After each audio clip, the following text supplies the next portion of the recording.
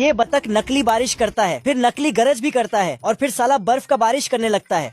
तो गिलहरियों को लगता है कि सर्दी आ गया है, तो इस गिलहरी को बहुत सारा स्वेटर पहनाकर बाहर भेजता है, लेकिन बतख तुरंत धूप कर देता है। तो ये गिलहरी जैसे ही गिलहरी अंदर जाता है तुरंत ये बर्फ गिराना चालू कर देता है।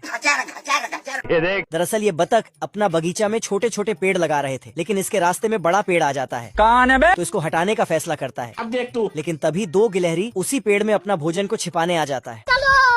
पर बतख उस पेड़ को बिना नुकसान पहुंचाए उखाड़ने लगता है और फिर पेड़ को ट्रेन में लोड करके उस जगह पे एक छोटा सा पेड़ लगा देता है।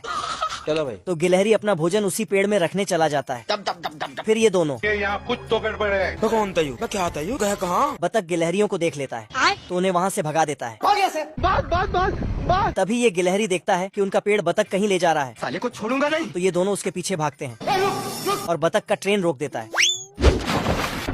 लेकिन गिलहरी पेड़ को हिला भी नहीं पाता है। तभी ये साला बतख दोनों गिलहरी को दौड़ाने लगता है। किधर है? तो गिलहरी दूसरे के घर में जाके छिप जाता है। बाल बच गया रे। गिलहरी दौड़कर जाके अपने भाई को बताता है। हम्बा हम्बा रम्बा रम्बा कम्बा दुम्बा दुम्बा। लेकिन गिलहरी का भाई ये मानने को तैयार ही नहीं था और एटीट्यूड से चलते हुए बाहर जाता है। लेकिन तभी ओ भाई ये क्या है? फिर ये दोनों डंडा लेकर बाहर उस दानव को मारने जाता है।